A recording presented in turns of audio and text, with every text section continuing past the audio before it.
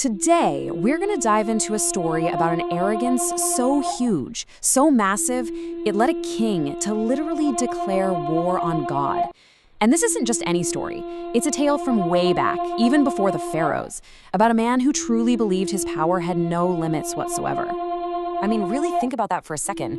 It's the core question of this whole story. We're about to look at the ultimate cautionary tale. What happens when someone's power and pride are left to grow completely wild, leading to one of the most spectacular downfalls you can imagine? All right, so let's set the scene. Our story kicks off in ancient Babylon. After the great flood of Noah's time, this place was basically the center of the known world, and it was ruled by one man, a king named Nimrod, whose power was, well, absolute. And when I say absolute, I mean it. The sheer scale of his kingdom was just mind-blowing. People said his control was so total that even the birds flying over his palace had to have his permission. He wasn't just a king. In his own mind, he was the master of the entire world. And this, right here, is where that immense power turns into something much darker. See, Nimrod controlled the food, all of it. So when a famine hit, his people were starving. He used their desperation, telling them that since he was the one providing their food, he must be their one and only God. And they had no choice but to worship him. But you know how these stories go. For every tyrant, the downfall never starts with a big battle. It starts small. It starts with a whisper of fear. And for the all-powerful King Nimrod, that whisper came to him in a dream. Can you imagine that? You're the man who thinks he controls everything, and then you have this vision you can't control. A single star, but its light is so bright it completely eclipses the sun and the moon. This dream absolutely terrified him. It shook him right to his core. So he calls in his astrologers, and they give him the worst possible news.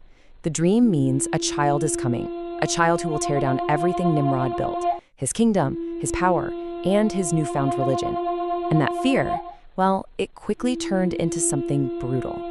In a horrific act of pure cruelty, Nimrod ordered the slaughter of every single baby boy in his kingdom. He literally thought he could cheat destiny, that he could kill a prophecy. But he was wrong, because the child, a boy named Abraham, had already been born and was hidden away, safe in a cave. So, let's fast forward a bit. Years have passed. Abraham is now a grown man, and he walks right back into Babylon, right into the lion's den. He doesn't bring an army or weapons, he just brings an argument. He's here to challenge the king's claim to be a god, setting the stage for an epic showdown of wits. So Abraham states his keys simply, "My Lord is the one who gives life and takes it away." Nimrod's response to this is pure, cynical theater. He brings out two prisoners. He takes the one who was sentenced to death and sets him free, then takes the innocent one and has him executed on the spot. "See," he declares, "I give life and I give death." It was just a twisted, cruel trick. But Abraham doesn't fall for it. His comeback is just brilliant. He says, "All right, my God brings the sun from the east every morning. If you're God, then you do it. Bring it from the west." And checkmate. There was just this stunned, humiliating silence. Nimrod had nothing. He was publicly exposed as powerless over the universe, and he was left completely speechless. Now, you might think a public defeat like that would humble a person, but not Nimrod. No, it just drove his arrogance straight into madness. Since he couldn't win with logic, he turned to the only thing he had left, brute force. His answer was to build a bonfire so gigantic that no one could even get near it. They had to use a catapult to launch Abraham into the flames. But then, a miracle. God commanded the fire to become cool and peaceful, and Abraham walked out of that inferno without a single burn, a stunning display of real power that Nimrod just could not process. And this is where he completely loses it. He's now convinced he's not fighting a man, but a rival god. So what does he do? He declares war on God. He builds this enormous tower to reach the heavens, climbs to the top, and shoots an arrow into the sky.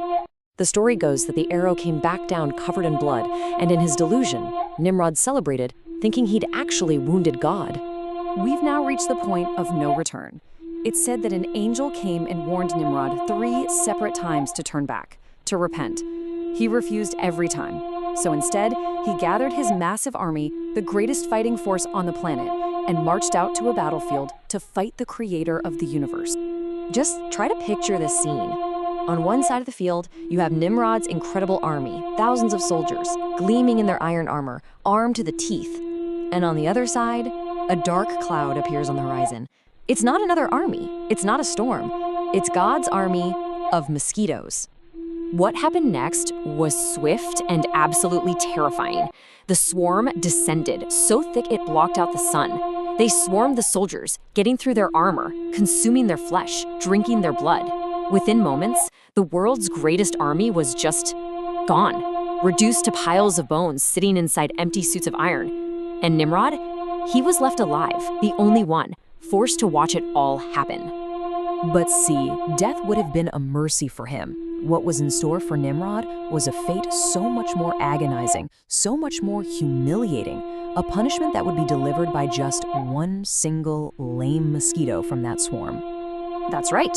One tiny, imperfect insect flew up the king's nose and worked its way deep into his brain. And there it would stay for the rest of his very long life, beginning a torment so awful that death would have felt like a sweet relief. So the mosquito would just buzz and move around inside his head, causing him such excruciating pain that he would scream and thrash around constantly. And the only thing that gave him even a moment's peace was a sharp jolt. So this man, this self-proclaimed God who demanded worship, was now on his knees, begging his servants to beat his head with their shoes, just for a second of quiet. And here's the final piece of the story, a kind of perfect, symmetrical justice.